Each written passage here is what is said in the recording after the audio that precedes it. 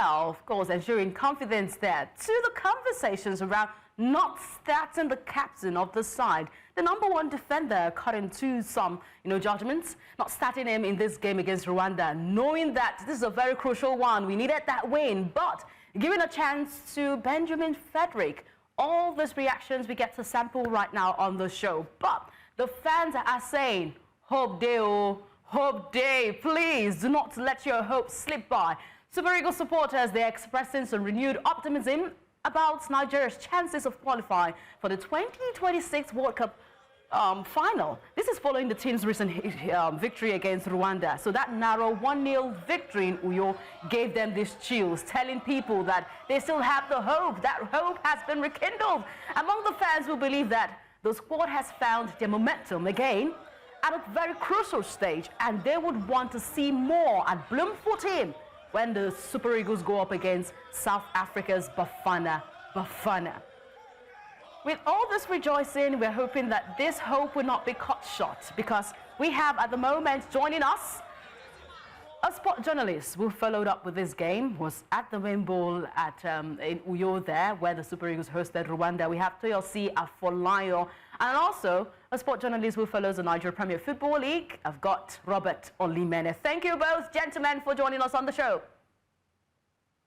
Yeah, good morning. It's good to be here. Yes, it's so good to have you both talk about the Super Eagles of Nigeria. You know that this World Cup qualification did not really matter to me or even hurt me this much until I saw Ghana.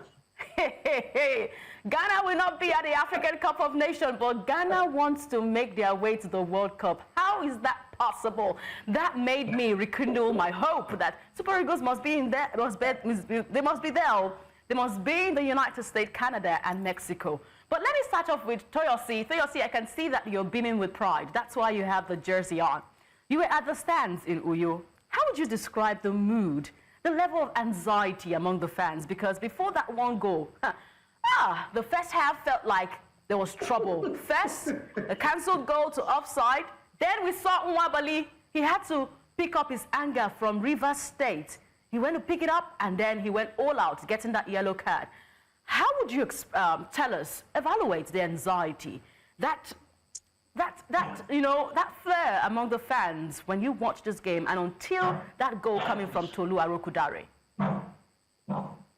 Well, for me, I didn't sit with the journalists yesterday. I had to sit down with fans, and I could hear their stories concerning how they hope that Nigeria can do something. Some of them were like, okay, Victor Osimhen out, what would happen? Because without Victor Osimhen, we didn't win our first 4 games. It was until Victor Osimhen came that we won our 5th game. That was even against Rwanda away. And Victor Osimhen came on he played against Zimbabwe, he scored. By the time they removed him, we considered a goal. So more like without Victor Osimhen, we were not doing anything great. But against Rwanda on Saturday, it was a different ball game entirely. We were playing from the left-hand side, and there was much optimism that even a 1-0 victory would, of course, propel us to the World Cup, bearing any discussion by FIFA or CAP over South Africa, the punishment, basically. But for the fans, yesterday was like a party for them. They said that their hopes were high already, because South Africa might be playing against Lesotho, Rwanda, Benin Republic, and defeating them 3-0. But okay. Whenever South Africa faces, it's a tough battle for real. Okay. Robert, did that victory really feel like Hope Day, as we did hear from the fans, ahead of this encounter against South Africa? For me, it's neither here nor there. Why is it that?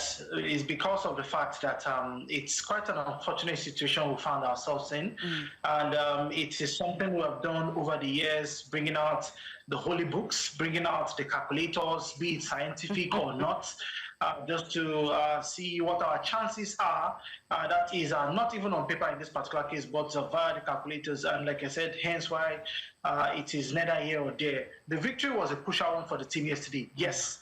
But in the grand scheme of things, our fate still hinges on 2 major incidents. One, we have to get a victory against South Africa on Tuesday, and of course, it is also hinging on the fact that we are yet to get the verdict from FIFA in terms of the supposed 3 points which is meant to be deducted from the point all of South Africa on the back of the fact that they fielded an ineligible player.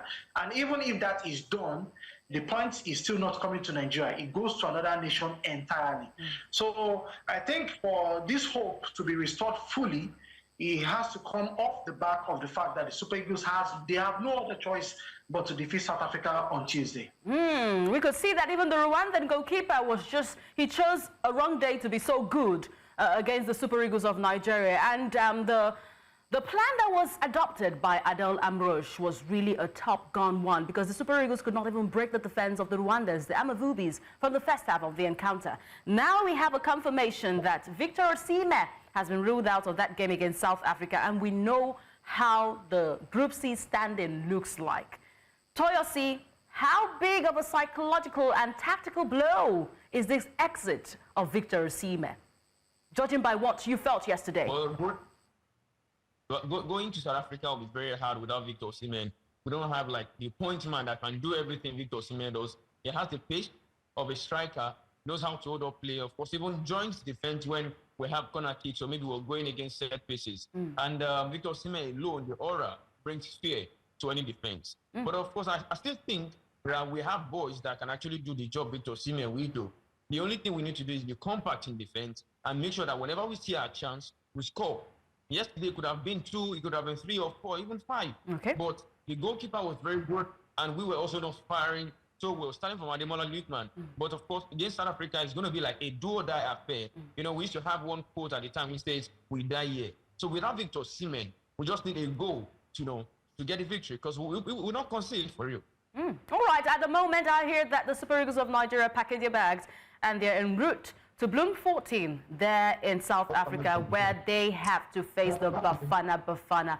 It's a win or nothing for us, because at this time goal difference also is a big factor, and we've also heard that Victor Osimhen will not be part of this team going to Bloemfontein. Now we got this update from the media officer of the Super Eagles of Nigeria after the team doctor confirmed that he will not be making it to Bloemfontein. Yes, the fans, having to wait up the fans from the Super Eagles. I'm wondering how they even made it to so close to the Super Eagles in their camp.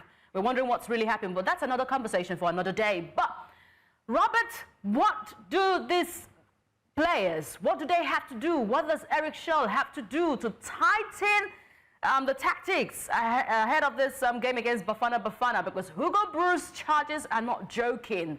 They come to play from the South African PSL. They are local-based players, but they can make a mess of any European-based players. So, Robert, please go ahead, tell me what they need to tighten. We did see that first half against the Amavubis, and we thought Eric Chelle should have made a little bit of substitution, maybe take out a little bit of players from the midfield, but he did that in the second half, having to pad the attack, bringing in Cyril Dessers for Victor Osimhen, bringing in also our number 10, Tolu Arokodare, who was the man who saved the day. What does Eric Chelle have to tighten ahead of the game against Bafana, Robert? The coach needs to, and of course, in the dynamics of the I mean the fact that, look at how we played yesterday.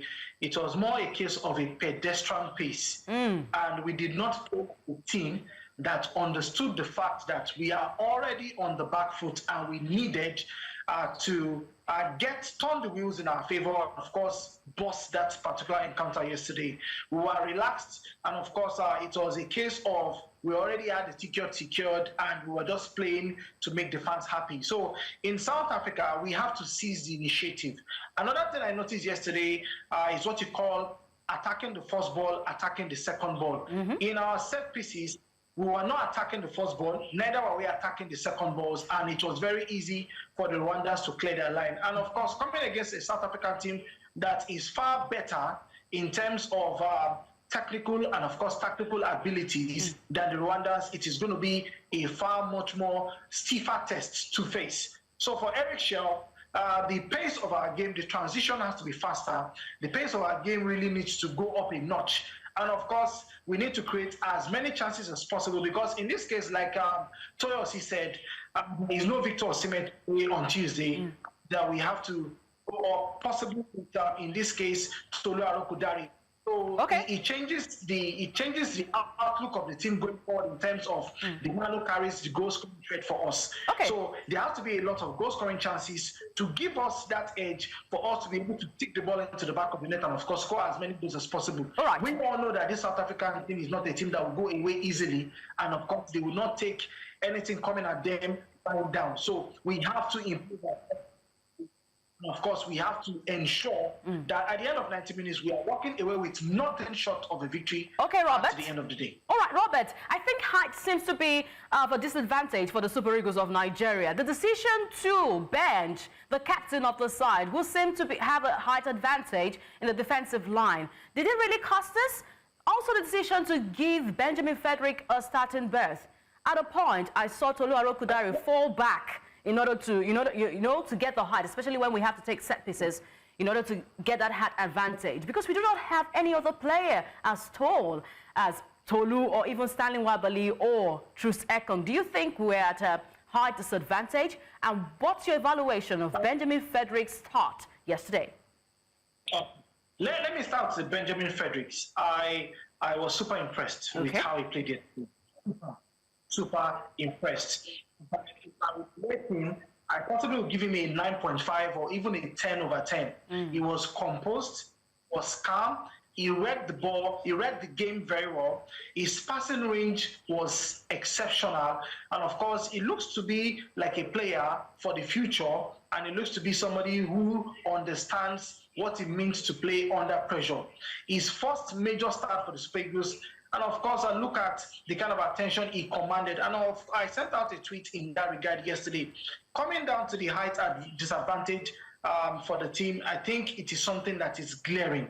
Yes, looking at the players we have in the team who come with very good heights. You have William Truce Ekong, who did not start yesterday. We have Victor Osimhen, who is out as it is. You have Tolu Arokodare. And of course, you have a couple of other players who we might put in that height range, the likes of Wilfred Ndidi, the likes of Frank Onyeka, and so on and so forth. But I think against South Africa, we have to play to our strength. And of course, we need to keep the ball on the ground as much as possible. If there's going to be any in the air, I think it has to be something that we know our players can get to give us an advantage. All right, let's quickly tell you that Mohamed Sanusi, the General Secretary of the Nigerian Football Federation, has formally at this time called on FIFA to deduct 3 points from South Africa. This is for allegedly fielding an ineligible player in their recent World Cup qualifying campaign against Lesotho. Let's listen to Sanusi, what he had to say, because he ruled that on player eligibility, it must be respected. It must be upheld. Fairness and integrity must be upheld in all competitions. I will not say all. Let's listen to Sanusi himself. Well, the truth is that, just like you rightly observed, we suffered the same fate.